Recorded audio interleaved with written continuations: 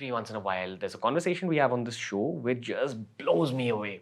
This was one of those conversations. It wasn't extremely spiritual, it wasn't extremely far fetched, it wasn't extremely deep. It was simple, practical, but still full of the nectar called practical spirituality.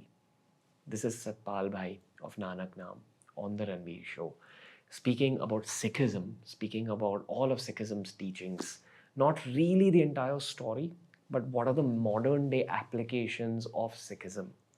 How has it evolved to suit modern day lifestyles? Why anyone can be a Sikh? The goodness of the Sikh community in general. That and more in this episode of the Ranveer show. Make sure to follow us on Spotify. Every episode's available 48 hours before it's available anywhere else in the world.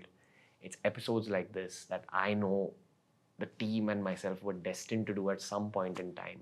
This one's close to my heart. It answered a lot of questions for me, and I hope it does the same for you. Thank you. Enjoy the episode.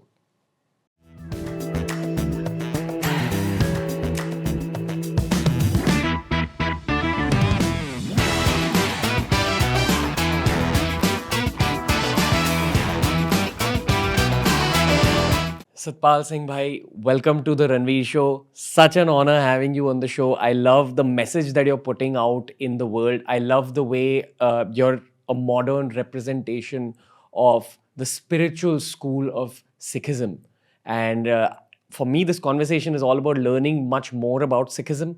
For me, this conversation is about learning about your journey. And for me, this conversation is about just putting some goodness out there for the world to consume. So, welcome to the show, sir.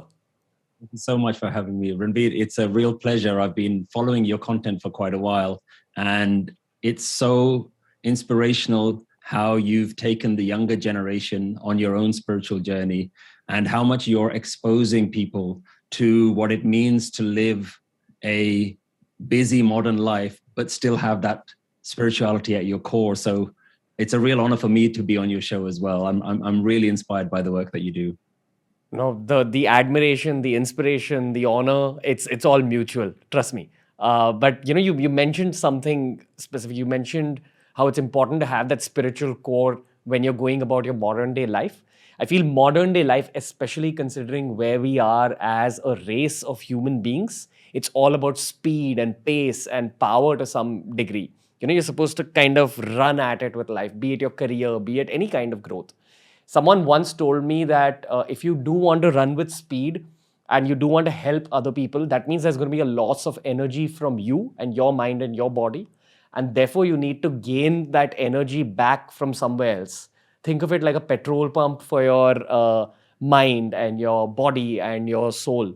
So that's how I look at spiritual learnings or even spiritual practices like meditation, like prayer.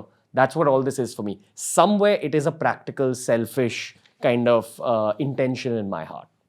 Absolutely. And I think what's really fascinating is bringing spirituality into every aspect of your life. I grew up where religion was really just something you did on a Sunday. You went to the Gurdwara, you went to the temple, and then Monday to Saturday, you just get on with normal life. There's no part of the spirituality which feeds into your normal life. That's how I was just brought up, where something was just a add-on. Religion was just something that you added on to your life.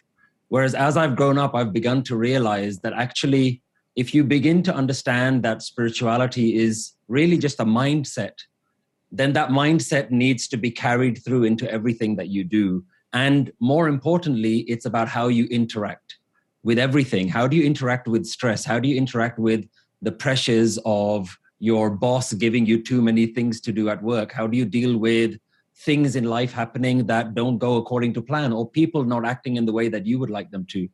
All of that is spirituality to me. It's not really something to do with a different religion or something that you just add on a Sunday. Yeah, 100%. Even speaking about religions, I feel like every single religion in the world basically says the same things, and it's probably interpreted differently. But what every religion says is, be a good person, help out others, help out your community, do the right thing. While I know that your message is much more spiritual, for me, the selfish angle on this conversation is I want to learn about Sikhism deeper. So for this conversation, Just imagine I'm your younger brother who's just entered this world, and teach me about Sikhism, Satpal bhai. Like, I would just love to know what it is for you specifically. Be it the stories related to Sikhism, be it what it stands for in the modern day context. What is it for you? I think Sikhism has something that has massively transformed my own personal life. And everything that I talk about is very much based on something that I've experienced personally. And I think that's the beauty of it. I grew up in quite a normal Punjabi Sikh family. And for me, religion was something that I never questioned. My parents said that we belong to this religion. I said, fine. There is a God, fine. You just have to learn, go to your Punjabi class on a Sunday so you learn how to read your native language, fine. I had no problem with all of those things, and I never questioned it. I never had an issue with my own personal identity or anything like that. But as I grew up and I started to learn that there was a really deeply personal aspect to it, where it wasn't about just some religious facts that you had to learn and some actions that you had to perform, but it was really something to do with who you are and how you understand yourself. I began to understand it as a psychology. And once I understood it as a mindset, and once I began to practice meditation in myself, the impact that it had on my life was so huge that I became almost like this excited little kid, like I had found some buried treasure and I just needed to tell everyone, hey, you've all been missing it. There's something amazing right here. So in my own journey, what I realized was 99% of the Sikhs that I knew had no idea of what the spiritual message was really about. They had no idea what their religion was about, even though they had been attending all the religious festivities their whole life. And once I understood how it was really about personal transformation, I couldn't help but try and help other people. My whole motivation just became, how do I go about and teach people what it means to have some God in your life, which is not some guy out there, but actually a fundamental aspect of who you are. And I think this is where I was really motivated to go deeper into the philosophy of Sikhism, to go into what Guru Nanak, who is the founder of this tradition, was really talking about, and to then figure out a way, how does this apply to me and how does this apply to other people? And that's just been my whole motivation. So what are some of those aspects? What are some of those philosophies? Like, you said that 99% of practicing Sikhs may not know about the spiritual angles of it. Could you shed some light on those spiritual angles? Yeah, absolutely. I think the first thing I realized was this old way of thinking, or my immature way of thinking, was that God was some guy out there who you just go to pray for things. So God was always an impersonal being that was out there in the sky. I like to think of it as an old man with a white beard sitting in the clouds, your typical idea of what a God is. And what I was realizing was most youngsters completely rejected that. By the time you reach the age of about 13, I've spoken to so many of them, and they say that I'm an atheist. Because by the age of 13, they said, the God that everyone keeps talking about, I haven't heard about it. It doesn't make any sense to me. And when I began to meditate and understand that there isn't a God out there, or more accurately, the God that is out there is also in here. And so the first message that Guru Nanak brought to the world was this message of oneness. And most Sikhs interpret that as there is one God. There isn't multiple gods, there's one God. But the reality is oneness is something quite different to one God. And where I began to understand it was this body, mind, this thing that I call me is actually not me. And as I began to understand, it made me realize that all the things that I call me are nothing to do with me. So if you just take the example, let's look at this body. Did I make this body? And you say, no, I didn't make this body. It was just given to me. Did I choose my own name? No, I didn't even choose my own name. Did I choose my religion? No, I didn't. So what you begin to realize is all the things that you think is me, my identity, I began to realize none of these things are me. And so it led me on this quest. Well, Is there really a me? And the teachings of Guru Nanak made me understand that the idea of me is the cause of all my problems. And I was able to reduce and simplify Guru Nanak's message into really a message of oneness, which was that we don't know who we are, and who we think we are is making us miserable. And that was the big change in my life, that I think I am me. And because I think I am me, it makes my life full of misery, because there are so many things that come with me. Me then says, well, I want this and I want that. So I have an ambition, I have desires, I have frustration that life is not going according to my plan. And once you begin to realize the root cause of all of that is me, this idea that I think I am, once you're able to let go of something so close to you, which is me, you begin to realize there is no me. All that there is oneness. And that's quite an uncomfortable thing for most people. Most people are saying, well, I'm happy with being me. I don't want to let go of me. I quite like me. I just want to change everybody else. I don't want to change myself. And I realized that the biggest problem in life was really this idea of me. And over time, I just got more and more fascinated by trying to dissolve this idea of me, letting go, constantly letting go of all these things which attach onto the me, my negative thinking, my self-imposed limiting beliefs, all of these pressures that I have about, I think life should be like this and like that. And every time life doesn't turn out that way, I feel depressed, I feel anxious, I feel worried. And so it's not that I've solved all those problems in my life. I'm just able to catch myself now every time that I do that. And that's what Sikhism has really taught me, that you're able to live a totally different way of life compared to what the media and society and your parents tell you. There's a completely different way of living. Yeah. I'd like to kind of bring in a teaching from the Buddha. He said that every kind of sadness arises out of either expectation or ego. And that's pretty much kind of in line with what you're saying. Even expectation comes from a place of ego. I want that thing. But the key word is I. I want that thing because it'll give me happiness. And it's kind of a very deep spiritual lesson you've touched upon, which you may not even learn in the beginning of your own spiritual journey. It takes you some time to understand that. I also feel that this concept of God, I think it's Ikonkar, the concept you're basically talking about. And I'd love to hear what Ikonkar means to you specifically, and when you had that switch when it came to the meaning of Ikonkar. For me, I feel God is a very personal thing. It's different for everyone. It's subjective for everyone. Someone might visualize something. Someone might think of God in a certain way. What I've come to realize after 6 years of meditation and really opening up spiritually is that I feel there's some sort of an energy or a light inside you. And it's inside everybody. Even the most evil people, even the worst human beings have that energy or light inside them. And the spiritual journey just brings you closer to that light. Think of a road that goes and hits that light. The more spiritual you get, the cleaner that road gets. And that's why the habits of meditation, that's why the habits of treating people better. It cleans up and smoothens out that road to finding that light inside you. Do you look at it in a similar way? Or, I mean, I'd love to know your subjective opinion on this. Absolutely. For me, how it begun was exactly how you're describing it, was that God was no longer out there. God was something that was within me. But the more I've studied, the more I've meditated on it, I've begun to realize that God is not just something that's within me. In fact, it's absolutely everything. And the way I try to describe it is, it's as though a fish is swimming around and trying to ask all the other fish, where's this water that everyone keeps talking about?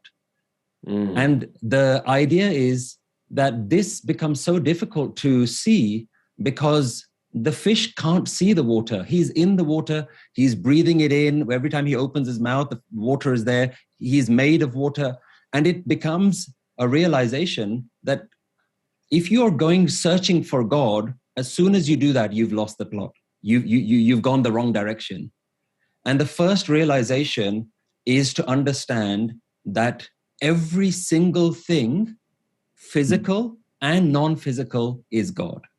So this is where, if we take these ideas of sarguna and nirguna, that which is formless and that which has form, absolutely everything is God. So the idea of oneness now becomes, what isn't God? And that becomes a very interesting question, because as long as you say God is something inside me, what it allows is for some part of you to be not God. So you can say, yeah, God is the good part of me, but I have some bad parts as well. And what you do is you retain your ego. And Guru Nanak's philosophy is all about complete self-destruction, to the point at which there is zero part of you that you can call you. This is not my hand. This is not my body. This is not my mind. These are not my thoughts. This is not my past. This is not my family. This is not my future. And that, for most people, is almost a step too far. But the gurus and all the spiritual masters of all traditions have basically said, if you want to know God, you have to completely dissolve in it. It's like you can't keep reading about the ocean and doing lectures on the ocean and doing exam papers on the ocean, but you've never been there. You've never swam in the ocean. You've never tasted it. You've never felt it. The best way to know the ocean is to go and swim, and you have to dissolve in the ocean, and then you begin to really understand what it is. And so this is the best way to understand what God is God isn't a one thing. In fact, everything is God. And this is where oneness really starts to make sense, that it is absolutely everything and everywhere. So right now it's God talking to God. It's not me talking to you. Does that make sense? Yeah, no, I get what you're saying. And when you have that mental switch, it also brings a lot of peace to what you call your mind. That's one aspect of it. Satpal bhai, from a practical perspective, if there's someone who's listening to this conversation and is asking themselves that, how do I actually begin to view this world that way? How do I begin to unlearn all the things I've been told since I was a child? What's the practical way of going about it? Is there a kind of meditation you do to perceive the world in a certain way? I mean, I strongly believe that we're living inside a simulation, and that kind of encompasses a lot of the things that you said right now, that you need to begin viewing the world as a simulation, and you're just playing a role. Because if you don't view the world as a simulation, you're again feeding into your ego and your sense of what you've learned till this point in life. But the moment you start looking at people as pieces of yourself, you start treating people better, what you put out there starts returning to you. You start living a much easier, better life. And of course, then there's a whole journey you can go on, where it's about meditation, it's about habits, it's about things you eat, the kind of exercises you do, that just kind of strengthens that idea of God being all around you. That's what the world of yoga says as well, that you get connected to your body more, you get connected to that inner source of energy more. But what's a practical way of beginning this process of changing your reality? This is a really interesting question. And I'll give you the example of, if you wanted to make a stool, what's the minimum number of legs that it needs in order for it to be stable? Let's take that example. If you have a stool with just one leg, it's not going to be very stable. You can try and sit on it, but you'll have to be doing a lot of the balancing yourself. You'll use your legs to try and balance it, but the stool won't support you. You add a second leg, it might work. As soon as you add 3 legs, you can sit on it comfortably, and all 3 legs are supporting you. And Guru Nanak introduces 3 different things that you need in order to be able to practically experience this. The first is, you need to have the wisdom. You need to have access to this wisdom. The second is, you need a practice. And the third is, you need to spend time with other people who are also practicing this. So we can call that Gyan, the wisdom, Dhyan, the practice, and Sangat, the people, the spiritual people who are in your community. Call it a spiritual community. And he says, these are the 3 things that you need. Now let's look at what happens in the world right now, where you have yoga, which is a practice that has exploded all over the world, but it's being taught without the Gyan, without the wisdom, without the deep spiritual knowledge. And without that spiritual knowledge, what you end up getting is things like goat yoga, beer yoga, so many ridiculous types of yoga that are out there, so-called yoga, because they're trying to position yoga in a very secular way that, oh, well, there's no religious side of it. It's just good for your body. It's good for your health. And what you're getting is really an insult to what yoga really is, the deep spiritual meaning of what yoga really is. So you can't segregate these three things. In order to start really living it, I always think of this example that if you wanted to be an entrepreneur, one of the things that you would do is you would start studying the best entrepreneurs in the world. You'd start reading the background of Steve Jobs and Bill Gates and Musk, Elon Musk, and people like that. If you wanted to be a really good musician, you start to go and get training from another musician, and you spend time with other music practitioners. So what is it that we're trying to do? If you want spiritual wisdom, then you have to spend time with the spiritual masters. And these are the Kabirs, the Farids, the Namdevs, the Guru Nanaks of the world. Once you spend time with them, you not only just learn the practice, but you also learn where a practice is going wrong. And then you go back and you say, Guruji, can you tell me what I did this? And then you read some more of the wisdom, and then you realize, this is where I fell down. This is where my practice is letting me down.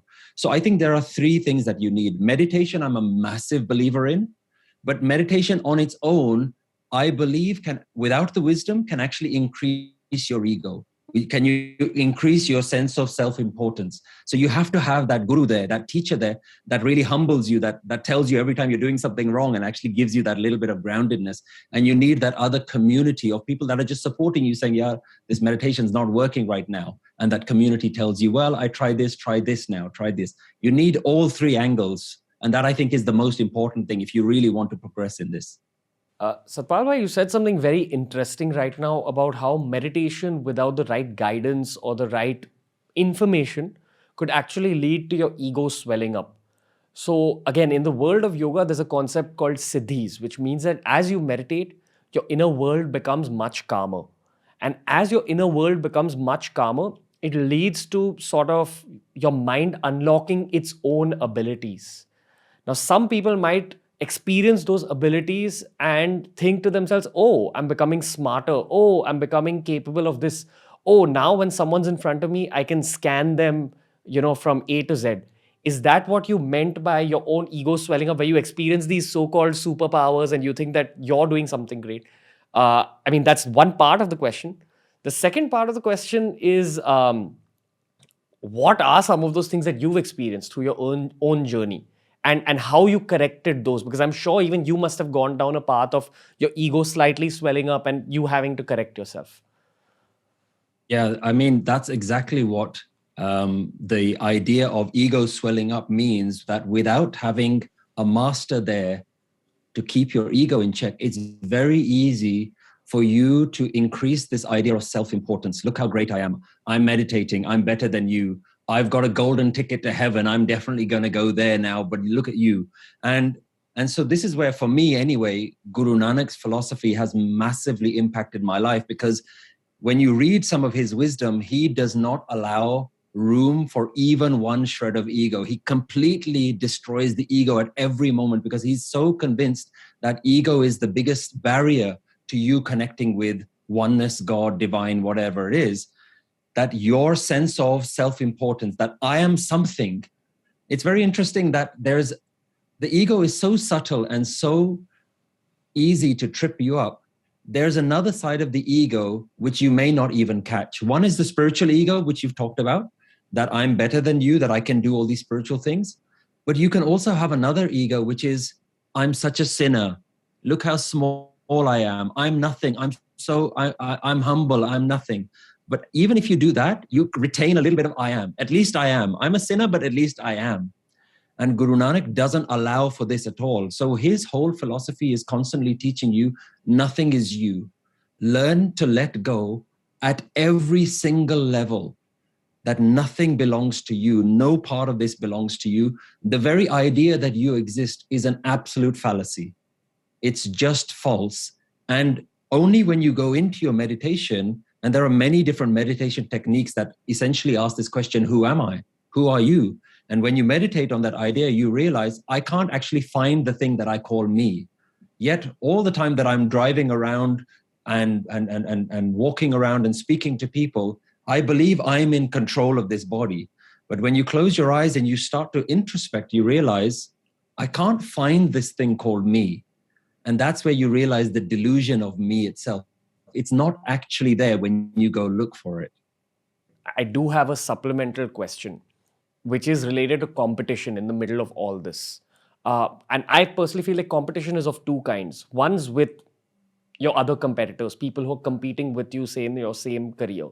Now, for some people, that might be kind of the forefront of their motivation, that I need to beat this person, etc. That isn't the case for a lot of people. Like for me, I'm not a very competitive person. I look at everyone as friends around me. But what I do compete with is my own past, where maybe I didn't achieve what I wanted to. Maybe I didn't have the childhood that I wanted. And I'm constantly competing with myself to get ahead of that darker past. And I feel, I mean, especially after talking to you, I feel even that is wrong because you're being harsh on yourself. So I'd love to know what the spiritual angles on competition are, because we honestly see competition bringing out our country and our culture as a whole, that I am better than you.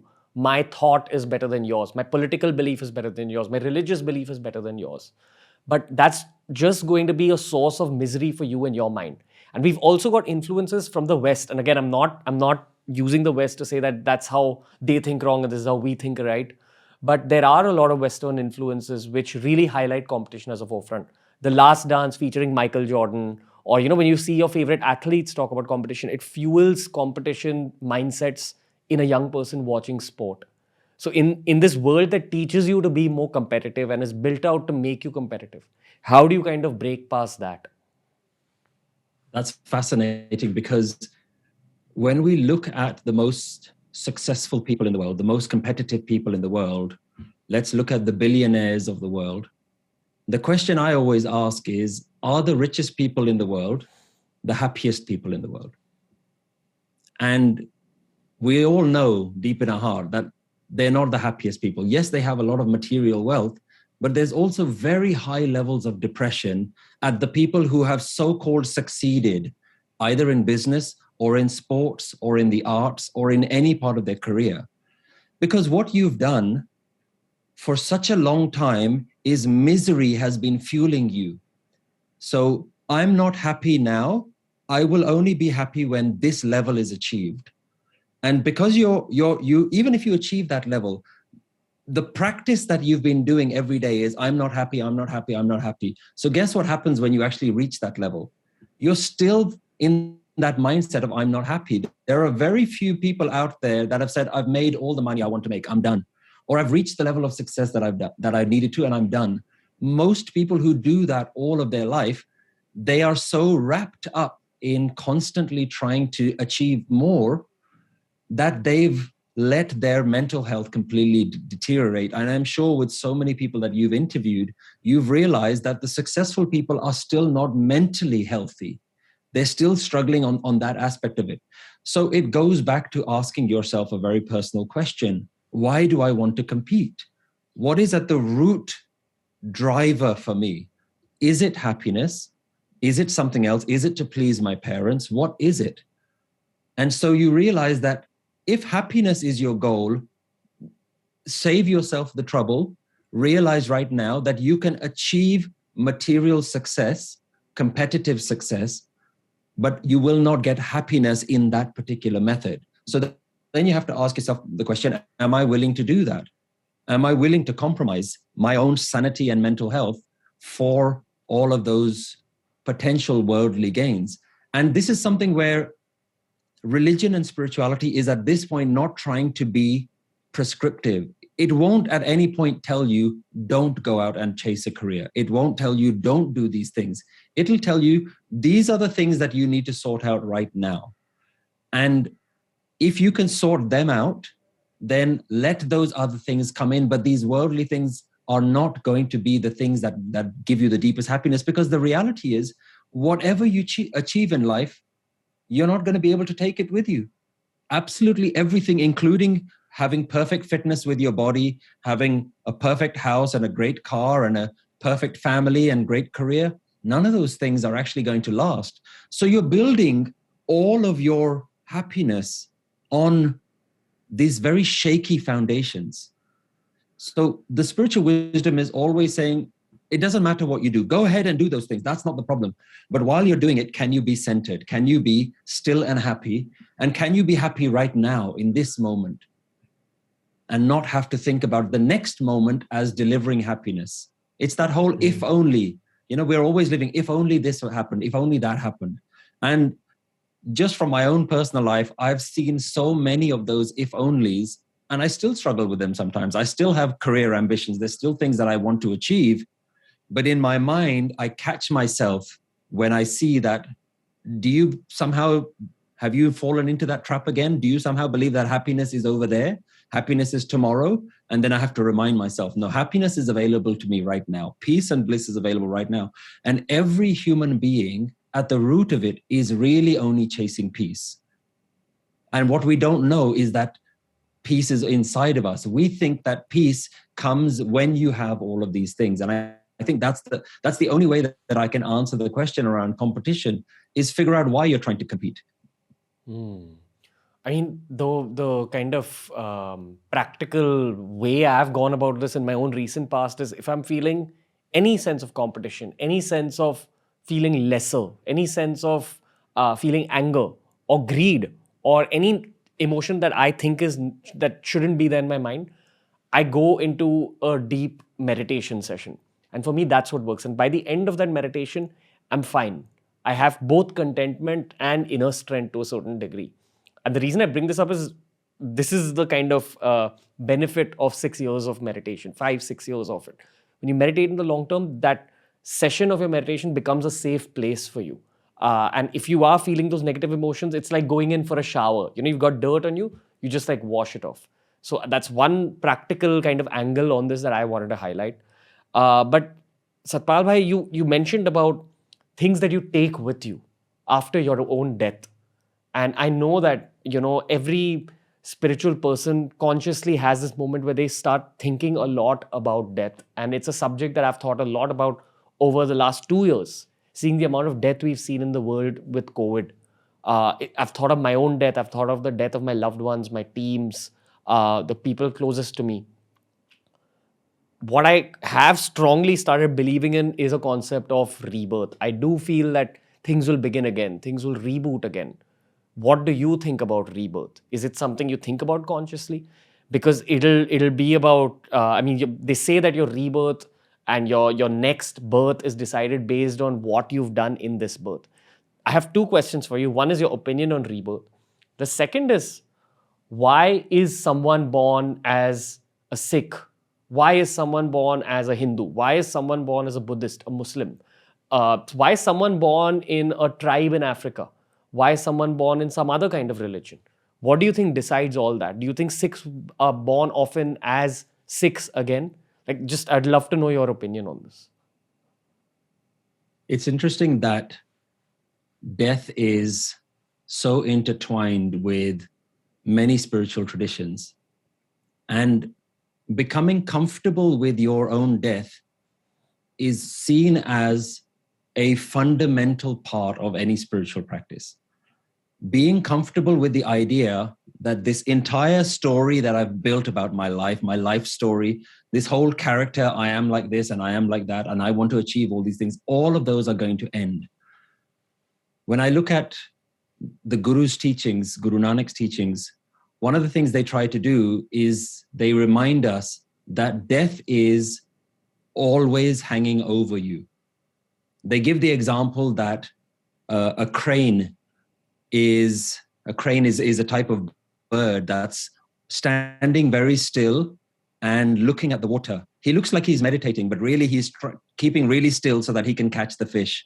And he says that's what people are like, that people are thinking that they're meditative, but in reality, what they're doing is they're trying to just always grab more things out of life. And he says that crane doesn't realize that while he's busy fishing and trying to grab the fish and trying to grab life, there's a hawk that's flying around his head, and the hawk can come and grab him at any time.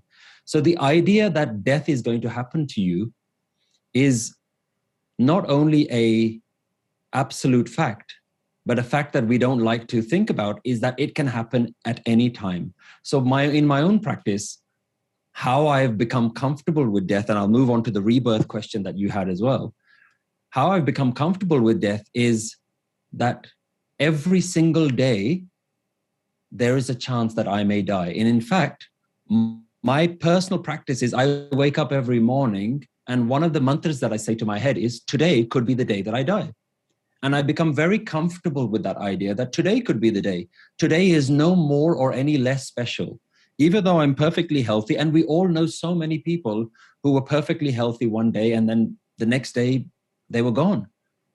And so you have to become very comfortable with this idea. And that also helps with your previous question around life and achievement. I'm saying, well, today could be the day that I die. And I'm very comfortable with that idea. One of the things I try to do when it comes to me personally trying to help anyone with spirituality is I only talk about things that I absolutely have experienced. And what I'm very open about is I haven't experienced what the next life is going to be. And the only way that I've reconciled it in my own mind is I have so many things to sort out in this life. I have a mindset that I need to sort out. I have a spiritual journey in this life. I honestly couldn't care less what happens in the next life. As far as I'm concerned, the body goes back into the ground. The air goes back with air. Life energy goes back into life energy. And then that same life energy is then recycled. So in this, whatever we can call it, let's call it the soul, for example, whatever this energy is that's inside of us has to have come from somewhere. And when it goes back, and it goes back to the universe itself. And it makes me think about the lessons that you learned in your very first science lessons about energy, that energy cannot be created or destroyed. It can only move from one form to another form. And I think about life energy in the same way. And that's how I have begun to understand what reincarnation is. It makes absolutely scientific sense that if there is some sort of ball of energy that's inside me that's keeping me alive, when that energy leaves, where is it going to go? It has to go into everything. And actually, that's how I see the people who have passed on, that they haven't disappeared. In fact, they're in the plants, they're in the birds that are flying around, they're in all of the animals and the trees. Life energy must continue. It really is a harmony that is something that you're going to go into as well. You have to go back into Mother Nature, and Mother Nature will then do whatever it wants with you. Whether there's a soul that then travels into another one, for me, I say I have no experience with that. I'm too busy trying to sort out this life to work out what's going to happen with the next life. And in the same way, I think some questions, we can come up with our own theories. Why was I born like this? Why was I born into this family? But the truth is, they're just going to be speculation. It's just you and me trying to rationalize some things that are beyond our understanding. There's a really nice example that says, why are leaves green? And you can say, well, the leaves are green because of chlorophyll and this and that. But that doesn't answer why they're green. That just answers how they are green. But the why is beyond our understanding. Some things are just the way they are. And one of the main teachings that Guru Nanak gives in very one of the earliest verses in the spiritual text called the Guru Granth Sahib, he says that nobody can explain how the universe works. Hukmi hovan akar, hukum na kahiya jai. He calls the universal law. He says the universal law continues to create, but it cannot be explained. These things we can rationalize and try to come up with our own theories. But the reality is we are here now. That's the only thing that you know as a fact. I am here now, and I'm not interested in beliefs. I'm not interested in some belief system, why I was like this or where I believe I will go. I'm interested, can I make the most of this moment right now? And so it allows you to just let go of even some of that spiritual debates that sometimes we love to get into. It allows you to let go of all of those things and say, I have no ability to answer that question. That is, life is just the way it is. And it allows you to just become very harmonious with whatever life is doing. You say, whatever life does, I'm okay with it. Yeah, I think the concept of humility in one's mind causes you to understand that your mind isn't capable of understanding everything. The true knowledge is knowing that you know nothing. But with the stuff that you do know, you try doing your best with that. Like everyone was not born to be a bowler. Some people are just born to be batsmen. That's what I'd say. So if you're just born to be a batsman, you focus on your batting and let go of the bowling. But you try being the best possible batsman out there. Sorry, that's a cricket reference that keeps kind of sprouting up in this podcast. Um, I do have some more questions about Sikhism, and I come from a place of being from a Punjabi family. So every single Punjabi family is deeply connected to Sikhism in some form. It's either you've grown up going to gurudwaras, you've grown up with a lot of Sikh friends. The one thing that I connected with when it came to Sikhism, other than the stuff you've already spoken about, I was always connected to the humility of it, the concept of Ikonkar. The other aspect that I was extremely connected to was the warrior spirit. Um, not to go out and be a part of war, but kind of to wake up with a warrior spirit every day. That no matter what difficulty is in front of me, if I wake up with the spirit of a warrior, it's something I could take on. And that's something that's helped me so much in my own journey of my career, in my own journey of even my meditation, my peace, that I will be able to overcome this, I'll be able to move forward. Um, I'd love to know that warrior kind of aspect of Sikhism. Because even if we talk about the Sikh community in the modern day in India, all Indians owe a lot to the Sikh warrior community.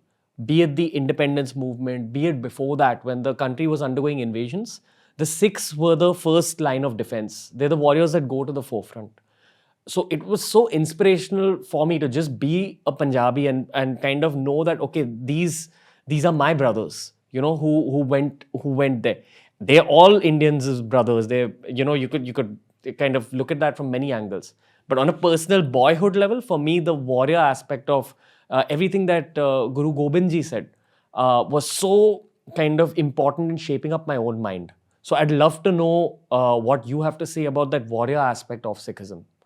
It's a beautiful part of the tradition. And I just give you a little bit of the backdrop for those of your audience who don't know the story around why Sikhism came. It started with the birth of Guru Nanak in the 1400s. And in the early 1500s, India began to see invasion from Mughal emperors. So the real Mughal empire into India was around those 1500s, and it started with an emperor called Babur. And what you saw at that time was huge amounts of political divisions, a lot of segregation, a lot of tension. And really, he was acting like a dictator, coming in and mass killing so many people because he just believed that I'm owed this country. I'll just come and take whatever I want. So if you just think about the geography of Punjab and where it started, that was where the Arab invasion started around from those sorts of areas. And so you had a group of people rise up and say, this is our home. You have to stand up for what you believe. These are our brothers. This is our families. So we have to stand up for these people. And that's really where the whole warrior aspect started from. You mentioned Guru Gobind Singh Ji. One of the key lessons that he teaches about being a warrior, he says, only when every other method of diplomacy has failed, only then should you pick up the sword. And sometimes we think that, sometimes you have quite a negative stereotype of a Sikh. He's always hot-headed and is always ready to pick out the sword and ready to fight. But actually, that's not the real Sikh. The real Sikh, or the Khalsa, which is this warrior class of the Sikhs itself, is that there are essentially meditators first and warriors second. So when your determination to stand up for injustice, stand up against human rights abuses, when that comes from a sense of peace first, when that comes from a sense of equality that everybody deserves to live a peaceful life, when that comes from a sense of, I may not follow the same religion as you, I may not be of the same traditional background as you, but it's my job to defend your right to live however you want. Everybody deserves to live. And really, you can talk about the Human Rights Act and all of the human rights privileges that we allow ourselves in the world today. These things have been pioneered by some of these warriors who actually said, I'm here to defend you. But it doesn't come from agitation. It doesn't come from anger. It actually comes from love. So when you are loving, then you are in a position that you can help other people. And so the sword that all baptized Sikhs, which we call somebody who has taken Amrit, which is this spiritual initiation. The actual name of the sword that we carry is called Kirpan. And Kirpan means to give kirpa to others, to give blessings to others. It is, you are doing it out of your own grace, out of a sense of love for everyone else. So you never fight a war or anything like that out of a sense of agitation. The other thing that Guru Gobind Singh Ji taught was the Khalsa is one who fights a battle daily. Every single day, whether that doesn't mean you get up and you physically start fighting. It means every single day you need to see life as an opportunity to destroy negativity, to destroy injustice, even in your workplace, even in your family, even if there are things going around you, just with the people in your close circle. You need to be the person that says, right is right. These are the things that need to be done. This is the right way. And sometimes that's a big sacrifice. A lot of us, we don't want to do that. We don't want to stand up for what's right. We don't want to agitate anyone. I'm probably the least confrontational person. I hate getting into arguments with anyone. But sometimes it has to come from a place of, am I going to stand here and watch this injustice happen in front of my eyes? Can I be happy with myself allowing that to happen?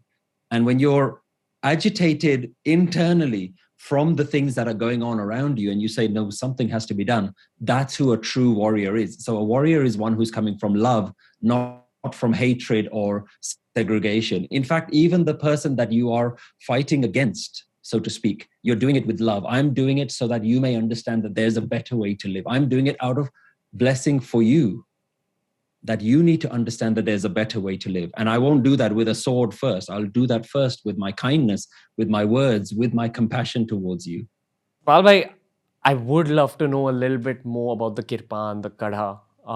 What is the significance of what non-Sikhs know about Sikhs? When we look at people with turbans, when we look at people with beards, I feel that Sikhs have a different understanding of it. And most of the outside world doesn't. So I'd love for you to highlight these outward elements of Sikhism. What does it actually represent?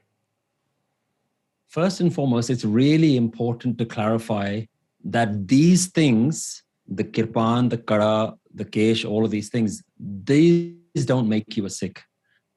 And it is not, a Sikh is somebody who has a turban on their head. A Sikh is not somebody who wears a kada. These are simply just spiritual reminders for a lifestyle. So I want a lot of people to understand that when I say the word Sikh, I don't mean a group of people from Punjab. That's not what I'm talking about. That's not what a real Sikh is. A Sikh is not a Punjabi. They're not synonymous with each other. A Sikh is somebody who is willing to learn about their true self and willing to follow and practice all the things that are required to remember that this is all oneness. So a student of oneness is what we would define as a Sikh. Now, going back to where these sort of religious symbols or articles of faith, as some people describe them, where they come from, is these are really some of the practices that developed as the later gurus came in. So for those who are unaware, Guru Nanak was born in the 1400s, and he had 9 other successors, and the last one is the one that you've mentioned, Guru Gobind Singh Ji. And from about the time of the 5th and the 6th gurus, what we started to see was that there was a need for not just spiritual people, but spirituality and the warrior side of things to merge, because we were starting to see real oppression in India. So the 5th guru, some people may not be aware, is known as Guru Arjan Dev Ji. He was actually a martyr. So the Mughals actually assassinated him. He was tortured because they were trying so hard to convert the rest of India that they were just even going after the spiritual masters. So the 5th guru was tortured and he was assassinated by the Mughal elite. His son, Guru Har Gobind Ji, took on the guruship next, and he decided that I can no longer just be a meditator. Now I have to be a meditator with a sword. And so as it goes on, you begin to see that then his son was the 9th Guru. Then his grandson, Guru Gobind Singh Ji, was the 10th Guru. So you began to see that these Gurus were now spiritual and warriors at the same time. So they were the ones who were actually going and fighting some of these battles. They weren't just sitting in the back saying, you guys go, I'll stay back here. They say, no, we have to be at the forefront. So these gurus became warriors and meditators. So they were trying to teach that this is what the society needs right now. This is what the world needs right now. We need to be both. And so in doing that, they created a code of conduct that if you are to live this lifestyle, there's a couple of things that you need to do. And they gave us what they call the 5 Ks, basically 5 religious symbols that were something that you have to keep with you all the time. But they were really 5 reminders of different ways, different practices that you need to hold on to. So the first one is kada, which you'll see every Sikh will wear a bangle around their hand. But all of these have very deep spiritual meaning. And actually, we could spend a lot of time, but I'll very quickly go through those. So why does a Sikh wear a kada? Well, for multiple reasons. Number one, it's round. So it has no beginning and ending. And this is a reminder to you that actually God is always there. There is always a oneness. So you have to kind of see this as a way of reminding you that no matter what you do, when we were kids, we were taught that, whatever, if you stick your hand out to do something wrong, the kada will be there as a reminder. And there are so many beautiful parts of this symbolism. You see, this is intrinsic in Indian culture, that whenever a student historically would go and take on a guru, even if they were like a music teacher, some sort of teacher, the teacher would initiate and say that I now accept you as my student, and they would wrap a string around their hand and say, I accept you as my student. So we see the kada as the guru saying, I accept you as my student. And this is basically why every Sikh or anybody who identifies as a Sikh, even if they don't wear anything else, they basically say, this is my symbol that I belong to this guru, that I belong to this school of thinking, and I'm allowing this teacher to influence my life and teach me how to live. And in that same way, we were given a kirpan, which we talked about, which is the sword. We were given kesh, and we were told that if you keep your hair completely intact, so some people are very surprised when they look at me and I tell them that I've never cut my hair from the day that I was born. So they ask, oh, how long is your hair? How long is your beard? All these sorts of questions come about. And again, these are just reminders. What is the purpose of keeping long hair? You'll begin to see all spiritual masters in all different traditions have a long hair. And there's something very beautiful about watching your hair grow, watching the color change. And it's again another reminder, when you look at yourself in the mirror, you realize I'm not in control of this body. This body has its own life cycle. This body is doing its own thing. So when you watch your own hair grow and you watch it turn gray, you begin to realize this body is going to go one day. This is not me. So it's all part of the spiritual training. So you've got your kada, your kirpan, and you've got your kesh. And then you've got your kanga. Kanga is a little comb that you wear at the back of your head. And that's just a reminder of cleanliness. Some people say that it's to do with having a clean and holistic lifestyle, that you're always reminding yourself that I have to be clean in the world. I have to allow myself to be presentable in such a way. I can't just be somebody that sits in the jungle and meditates. Guru Nanak was invited many times to join the spiritual elite around the world. Every time he went and spoke to spiritual masters, the spiritual masters would ask Guru Nanak, what is happening in the world?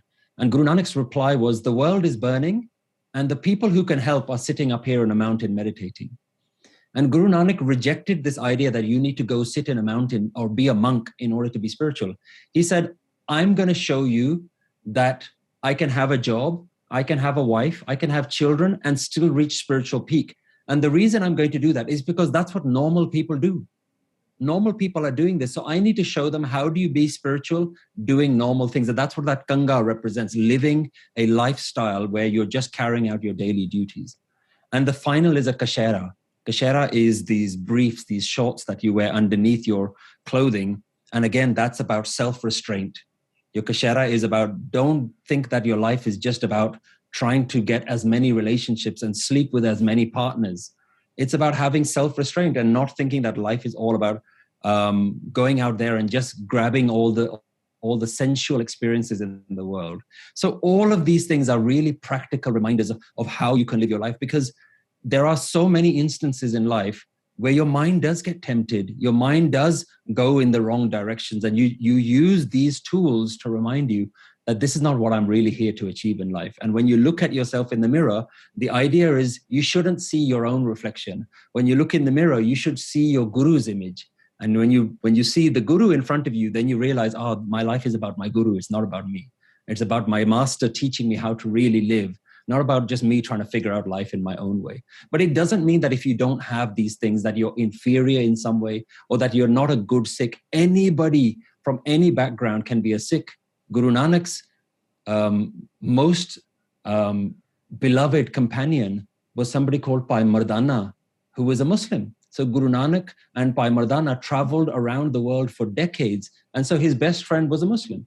But you wouldn't call him a Muslim because he was also following Guru Nanak. So a Sikh is not somebody who is rejecting other religions and saying, I've given up other religions and I'm now going to only be a Sikh. That's not what Guru Nanak Sikhi is. You can be a Hindu who is following the Guru's tradition. You can be a Muslim who is following the Guru's tradition. And Guru Nanak went around the world and spoke to so many people. And he said, let me teach you what being a Muslim really means. And there are verses in his writings which are teaching people about how to do a namaz, how to do fasting properly. People are surprised that Guru Granth Sahib actually has this sort of information. And it teaches people from the Hindu traditions. This is how you really look at Krishna. This is what Shiva really means. This is how you celebrate Holi. And it's all about how do you use all of these as opportunities to understand your mindset. And all of these, they go back to, don't worry about the external. The external doesn't define who a Sikh is. These things do not define who a Sikh is. A Sikh is completely defined by the person who sorted out his own mind and sorted out his mindset. Wow. Okay, this was the highlight of this episode for me. Just having this conversation with, these are questions that I've had in my mind since I was a little boy. And it's why I was waiting for this conversation for 2 years. But Satpal bhai, I mean, I have to bring it back to 2022 and you and your mindset with the amount of spiritual knowledge you have already. I know you're someone who studies different faiths as well. I know you're someone who possibly accumulates a lot of knowledge. What have you learned about Sikhism at this stage of your life? And are you still going deeper into it? Are you still learning more? I think what's very interesting is when you put yourself in a position where you are educating others, you actually become the best student at that point. You're forced to constantly reflect on your own life and look at, am I actually doing all the stuff that I say? And I put my hand up all the time, and I try to be as open and honest as I can on my own YouTube channel where I do all of my sort of education and my lectures. Is I never at any point want people to believe that I'm somehow spiritually uplifted or somehow I'm high. Yes, I've read a lot. Yes, I've retained a lot of information, and I'm able to, I think, quite well communicate it with people. But I'm constantly going through my own inner battles because we're human at the end of the day. I don't believe that I'm somehow spiritually superior. It's very interesting. I think it was back in maybe around 2010, 2011, I was invited to Sweden and I was giving a talk. And when they were introducing me, they said, we have a spiritual teacher who's going to teach you. And the first thing that I said when I began my talk was, in my tradition, nobody is allowed to be a teacher. In my tradition, everybody is called a Sikh. And the word Sikh comes from the word Sishya, which means student. And so it's like you enroll in a school that you're never allowed to graduate from. I'm always a student. I'm always learning. Because at any point, if I say that I'm the teacher, ego comes back in. If you say that you're the teacher, what you said is, I've learned everything.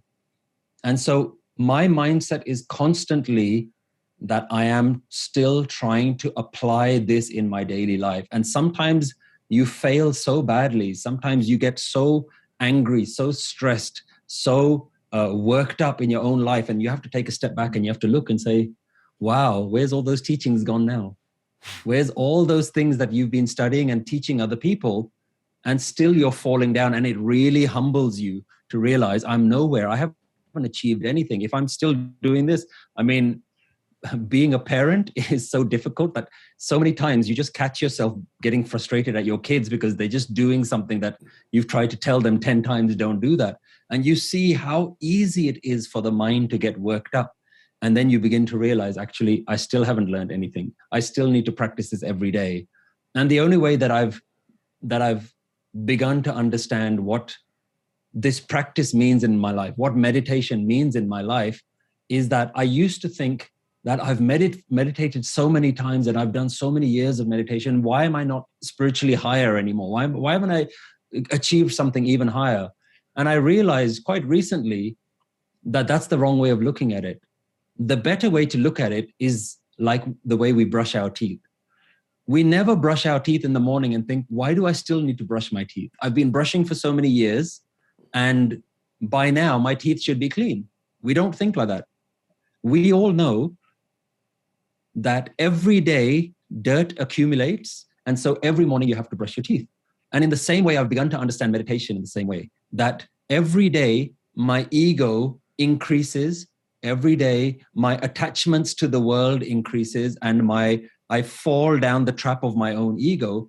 And so a daily meditation is allowing to daily cleanse that way of thinking, to wipe the slate clean and remind myself, this is what life is really about. This is who you really are.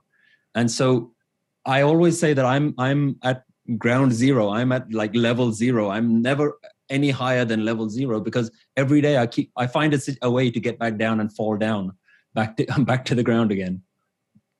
What kind of meditation do you do, and how long do you sit for? For me, meditation, there are two things that I do. One is a formal practice where you sit down, you close your eyes, and you actually meditate. And the second is, how do you actually do this in your daily practice? And for me, there are what the technique that Guru Nanak gives us is what he calls Naam, which we can also call Mantar, which is to use a wisdom word throughout your day that constantly reminds you of to let go of this idea of the sense of self. And this is, I think, what is slightly different about Guru Nanak's approach to Mantar is that it's not a magic word. Sometimes people think of a mantra, they say, you don't need to know the meaning. The sound itself can take you somewhere. And Guru Nanak actually gives a different definition of Naam and Mantar. And he says that you need to understand what it actually means. And what I've begun to understand what Naam means in my life is it's really got two levels to it. The first is, we would say, Bhagwan ka naam lena, just to call out God's name. But once you do that, you're thinking of God as somewhere else. But that's the initial stage. That's how it begins for everyone. And what it simply starts with is to just, what I call Naam, the first stage of Naam is Namo, Namaskar Karna. To just bow down. I bow to you. I bow to you. At everything, at every single thing that we see. You see the sunrise, I bow to you. I see other people. Look at this beautiful baby, I bow to you. Look at this traffic jam that I'm stuck in, I bow to you.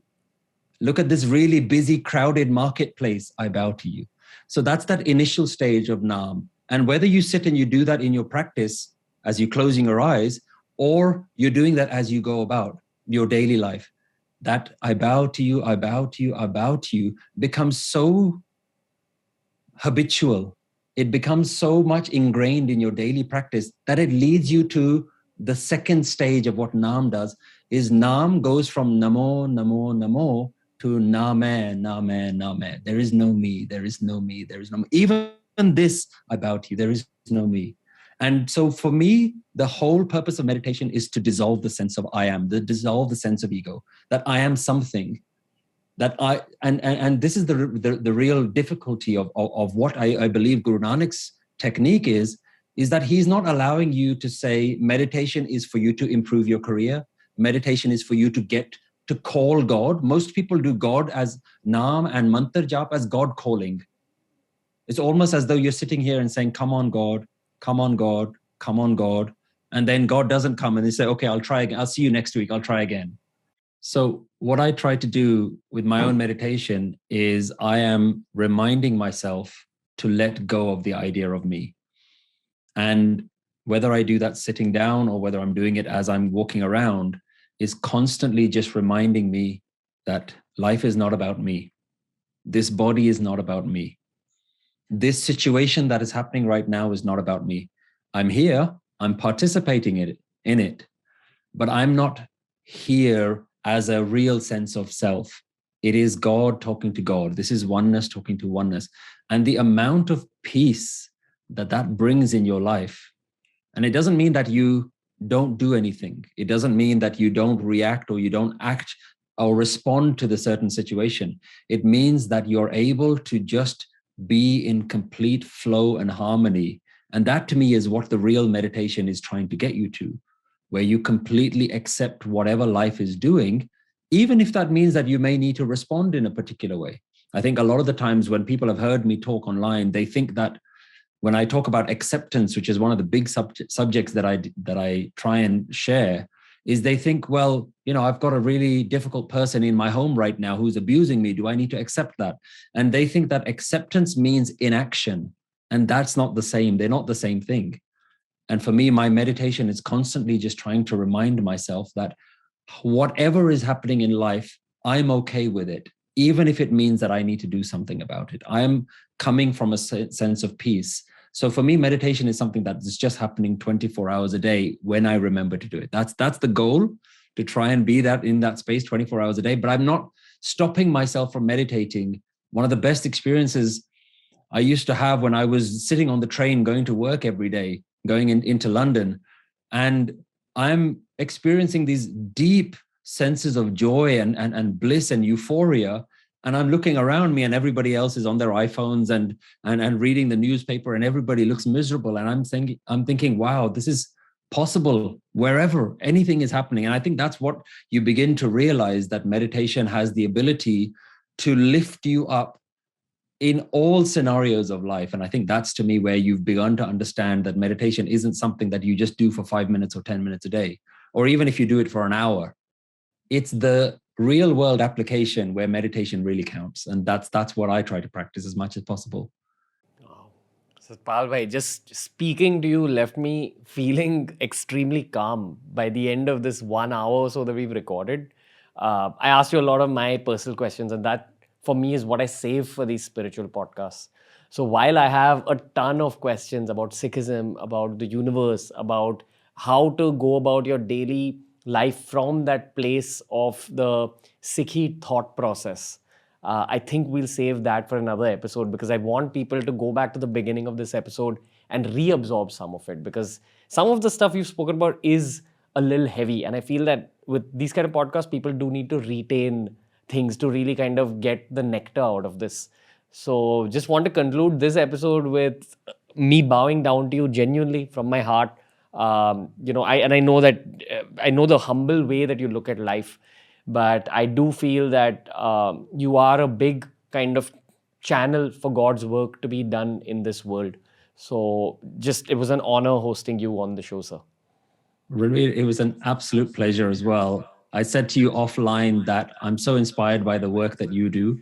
And for you to introduce spirituality to a younger generation for whom atheism is now the norm, for a lot of people to just begin to understand that spirituality is applicable to everyone. It is for the atheist and the so-called religious as well. And I think that's where you and I are working towards the same goal. And I genuinely humbled by the fact that you've even invited me on the show. It's a real inspiration just to be speaking to you, and your ability to connect with other people by being so raw, being so honest, being so vulnerable. I look at the stuff that you put out on your podcast and I say, wow, I don't think I could be that brave. So it's actually such a joy for me to speak to you as well. I would love to be invited back on the podcast if you'll have me, if your audience will have me. It'll be an absolute pleasure as well. Thank you so much. I think there's hundreds of episodes that we're supposed to do together. And Satpal bhai, I'm hoping to have you in person for the next one. I'm sure we're going to do countless episodes, but that's the number of questions I have. So genuinely, thank you for being a part of this, sir. And I hope My absolute pleasure. I hope this conversation goes out to the right minds, the people who need this. So thank you. This is not the last time you'll be seeing Satpal Bhai on the Ranveer show. We'll definitely be hosting him in person. I know that if you've watched this podcast till this point, or if you've listened to it till this point, it's given you some of your answers as well. Such simplicity in this man's voice, such simplicity in this legend's words, such humility in his thoughts, and that's what I gained from it. Humility is a subject and a concept that I've been fascinated by all my life, but it's kind of come to the forefront of my mind at this stage of my career. I know that one of my personal demons is that I deal with certain bouts of arrogance, and it's something I've been wrestling with for the last 2 to 3 years of my life, probably since the time we've got mainstream success. I feel like this conversation helped me immensely in that chase, quietening down the ego, quietening down those voices of arrogance. Satpal bhai, if you're watching this, thank you again from the bottom of my heart. It's been a week since we recorded, but I think about the conversation almost every day, and I think about what you said almost every day. Oh, okay. That was kind of heavy. But what I do want to say to you guys is keep following the Ranveer show. Lots of spiritual conversations like this will keep coming your way. I wish to learn much more about Sikhism. If there are Sikhs watching this, please recommend more Sikh spiritual leaders that we can bring on the show. This is only the beginning of this podcast, so make sure you follow it on Spotify. Every episode's available on Spotify 48 hours before it's available anywhere else in the world. And until next time, guys, from Ranveer, from the team, and from the entire community, thank you. Let's keep growing. Let's keep building. Let's keep staying humble.